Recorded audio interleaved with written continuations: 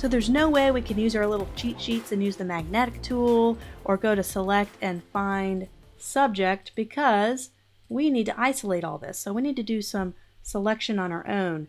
And I thought maybe this sprig can kind of stand alone. I can isolate this pretty good and there won't be any leaves that are covered up. So this is a little sprig of mint I'm going to isolate. So there's a couple ways I can cut this out. I could just use the magnetic lasso tool. But a lot of times with the magnetic lasso tool and you have a lot of the same color, it has a hard time defining where those little edges are. And this is really not doing too bad of a job. But let's go back to our handy pen tool. I just think I just have a lot more control using the pen tool when making a selection. So I'm going to zoom in quite a bit and just go over these edges. I'm going to click and hold and drag. You click back on that anchor point, click again and drag. It does take a while to master the pen tool.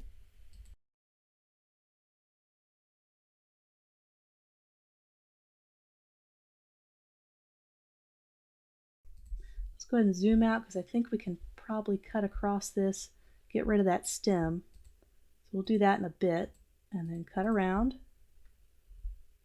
And this doesn't have to be perfect because it's already a cutout background, which is very nice to have. Zoom in here and make sure this selection looks nice and smooth. Click and finish our shape. So now that we have our shape finished, we're going to right click, make a selection, and we are going to have a new selection because we don't have a selection yet. Let's go ahead and copy and paste this. Let's get rid of all the excess that we have, and let's go ahead and bring it in over our cookie graphic. So here's our little sprig of mint, and let's go ahead and make our cookie photo just a little bit smaller. I'd rather make, instead of making the mint photo bigger and stretching a photo, I'd rather make another photo smaller instead of stretching it, because when you make it smaller it doesn't pixelate. When you make it bigger it pixelates. This is already a super high resolution photo, so I'm not super concerned. I'm just going to go ahead and just scale it down to match the size here, so I don't have to scale that up. I might scale it up just a tiny bit, but I try to avoid that when I can. So now we need to angle this so it looks like it's a nice sprig that's set nicely atop or right near the cookies. So I'm just going to go ahead and kind of arrange this in what I think would be a pleasing manner, because that looks like it's almost upside down. So we just want to kind of angle that, and all we're doing is placing. We're going to do a little photo editing here in a minute. So now we have our sprig of mint. I ended up cutting out one little leaf and a little bit of a leftover stem that was in the background just to make it look like it was just the leaves. And if we're happy with the selections, we don't need to test how that looks on a different color background. We can always change this maybe to a light gray to kind of make a more appealing background to work with. We'll just make that a little bit of a dark gray. And there we go. And let's make that a little bit lighter. And now what we need to do is we have some dull photography.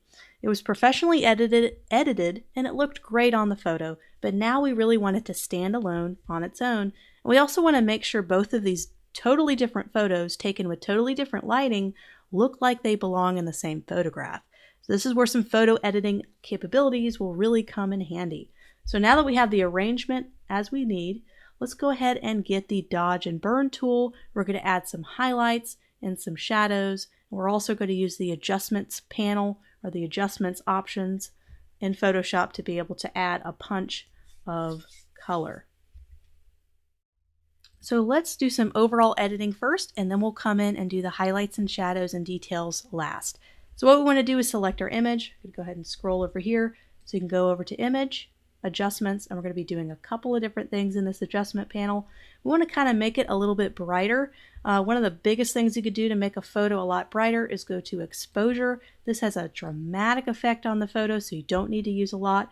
So I'm just going to up this just a little bit. Notice the change in difference between that and that. And with product photography, especially in a package design, we really want to make sure all the details of the cookie are seen. It doesn't come out printed dark. That's a big problem with printing, is you look at it on the screen, and it looks great, but then when you get it printed on a product, it looks a little darker than you expected. So I always like to lighten things up quite a bit. We don't want to do anything like this and have it be over processed. That looks over processed. This looks just right, just a nudge higher. And the offset brings out the shadows a little bit, so I'm reducing the offset. If you were to increase the offset, it makes it a little bit more faded, but these are really subtle changes you're noticing. This was before, and this is after. So just a little bit bringing out those shadows. We're also bringing out the highlights and making it brighter. So very, very small changes. Going to click on OK, but we're already seeing such a difference. I'm going to do Command Z and go back so you can see the difference. That was before and that is after. A lot better. We can also go to hue and saturation. We can kind of mess with the overall color a little bit. With a cookie, you want to add warmth to it. You want to really bring out those kind of warmer colors. We don't want to have our food look green. So we can always just mess with hue, but usually that is a little bit too much. But we can reduce saturation if we wanted to, or we can increase saturation. And notice that's before, and this is after, so it adds a little richness to the cookie dough. So I'm just adding a little saturation. You can always go to color balance and edit individual colors. So if we want to reduce any green, we can actually see this would add green to it. So you notice how unappealing green looks on a food product.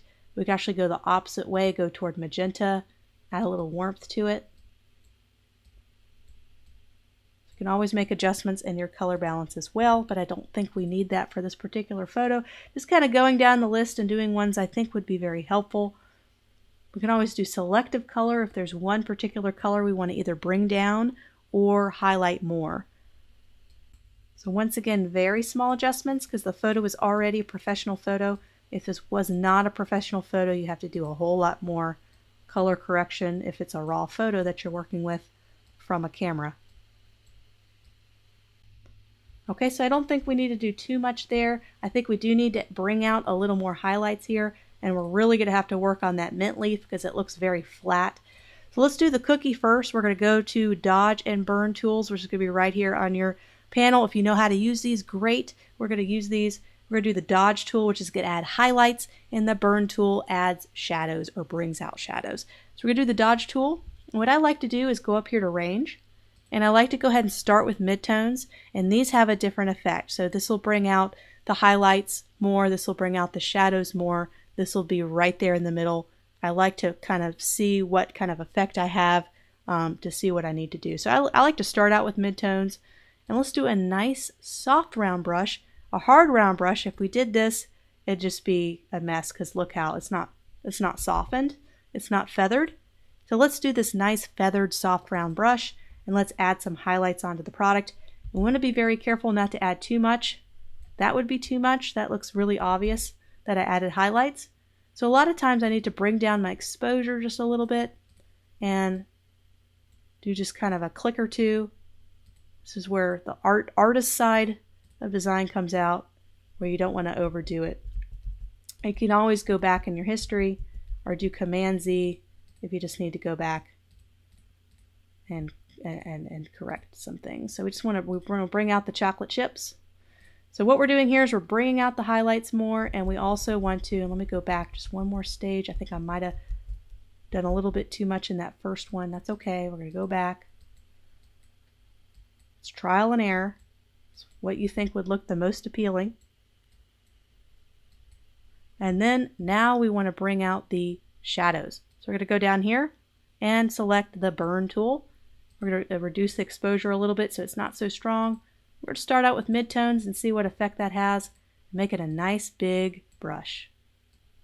We're going to do what, 348 pixels? Maybe a little bit bigger. Try 400 or so. So now we're just going to do just bringing out the shadows now. So we're making the highlights more bright and the shadows a little bit more intense.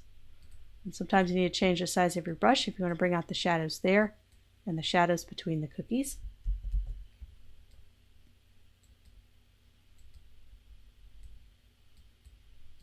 Sometimes I like to do the edges, especially when you cut something out from a light background. There may not be enough shadow there, so I'm going to show what it looks like before. So it looks like it almost blends in if we're ever going to put this on a light or white background, which is very possible. It kind of just stops suddenly, but when you add a little bit of shadow, kind of makes it look like it was cut out a little better. Gives it a little bit more shape and dimension. Just a little tip there. When you have to cut out photos that aren't necessarily perfect for this type of work, sometimes you just have to work with what you have to work with. So I think we're pretty good with the cookie. I can go back in my history. Don't see my history panel, so I can always go back into Window and call up my history panel. Let's see what we had before. So this is what we had before. Let's go ahead and do when we change the background. That's what we had before, and this is what we have after. So you notice that it's a lot more vivid. I might even tone down the highlights just a little bit more if I were to go back and do this again. So now this looks really dull. So let's brighten this up quite a bit. Let's do the same process. Let's go up to Adjustments. Let's go to Exposure first and see if we can't make this a little bit brighter. A little bit brighter. Maybe reduce the offset. See how it added quite a bit of richness. This was before, and then it kind of adds quite a bit of richness there, more contrast. And then Gamma, that brightens it up a little bit. Click OK. And we can go to Color Balance, Hue Saturation. We can either add a mint. We really want this to pop out on the package. Mint is supposed to be enticing and bright. And right now this is a little bit of a dull green. So let's brighten that up quite a bit. We can add a little saturation to it. Not too much. You don't want it to look a little too crazy. Just a little saturation. We can go to Color Balance and see if we can't add maybe a little more yellow. Make it a little more vibrant. So I'm just going to my highlights, shadows, and midtones for tone balance. Just adding a little yellow for a pop. And now we want to add the same highlights and shadows we did to the cookie, because right now we have looks like the highlights are right here. So we have a light source that's coming from the top and coming toward the middle of the cookie. So this is where the light source is coming. So we want to emulate a light source very similar, even though the photo is not taken with that light source. We're going to try to bring it out so it looks like it's from that light source. So we're going to do the same thing. Let's start off with the dodge. I usually like to start with highlights and end with shadows, but you could do it however you'd like. Let's go ahead and add a little pop of highlights right around here. So we need to have highlights here. We need to have it kind of toward the middle top of this because it's kind of a top-down directional light. And then we can change this. Highlights are going to bring out more highlights. They're going to be a lot stronger. Okay, and now let's add a little bit of shadow. So we can add shadow to things that are already going to be shady anyway. Especially down here in the bottom, if the light source is coming down, it's going to be a little bit more shadowy down here.